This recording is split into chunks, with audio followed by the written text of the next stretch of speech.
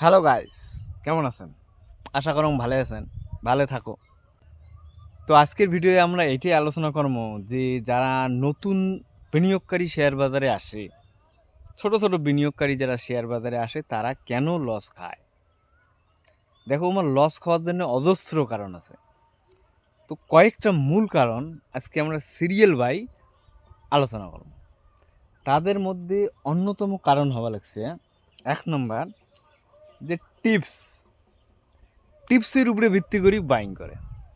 Tips বলে তো কেমন, চার দোকানত, খবরের কাগজত, নিউজত যে শেয়ারটা ট্রেন্ডিংয়ে চলার দেখে, যে শেয়ারটা চর্চায় থাকে, যে এই শেয়ারটা এত গুণ রিটার্ন দিছে, অত গুণ রিটার্ন দিছে, এই যে ইনফরমেশন বেসিস শেয়ার বাই এক।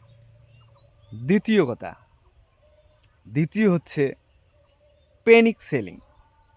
এবারে তোমরা কোনো একটা শেয়ার নিছেন, ভাই একটা শেয়ার নিয়ে উইয়ে রিটার্ন দেওয়ার জন্য উইয়ে কিছু সময় দিতে হবে। এবারে এমনটা হয়, অধিকাংশ সময় এমনটাই হয় যে একটা শেয়ার তোমরা কেনার পরে শেয়ারটা ডাউনে আসে। স্বাভাবিক ব্যাপার, আমার ক্ষেত্রেও হয়, তোমার ক্ষেত্রেও হয়, আরও যাই বড় ইনভেস্টার আছে তার ক্ষেত্রেও হয়। যখন শেয়ার কেনার পরে ঠিক নিচে চলে আসে। কারণ শেয়ার বাজারের বা শেয়ারের বটম কোন জায়গাটায় সেইটি খুঁজে বের করা একমাত্র ভগবানের দ্বারাই সম্ভব, ব্যক্তি বিশেষ মনে হয় না সম্ভব। তো যখন তোমরা একটা শেয়ার কেনেন, তো শেয়ারটা কেনার পর দুই একদিন পরে শেয়ারটা নিচে চলে আসে। আর যখন এই নিচে চলে এসে নতুন সেলার, মতলব নতুন বায়ার, যাই নতুন শেয়ার বাজারের মধ্যে আসে, ও প্যানিক করে যায়, পাতা নেই কিয়া হয়েগা, বেঁচে যায়, হো গেয়া লস। তৃতীয় কারণ, মানে ইমার হাতত কোনো সময় থাকে না।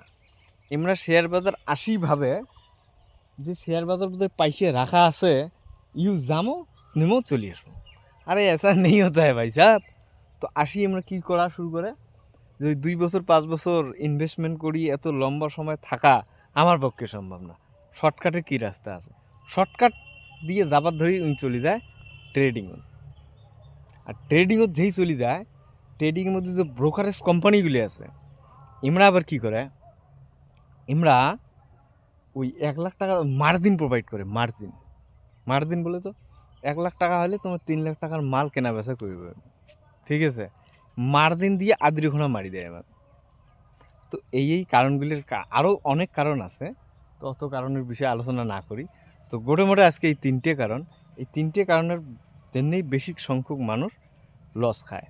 তো তোমার কোনো একটাই কথা, যে এই 3টে কারণ থাকিয়ে বাঁচি চলবেন। নিজে রিসার্চ করি শেয়ার কিনবেন, নিজের অনুযায়ী শেয়ার কিনবেন। সেটা যদি অসুবিধে মনে হয়, সেটা যদি তোমরা করবেন না পান, তো মিউচুয়াল ফান্ড দিয়ে শেয়ার বাজারে আসো।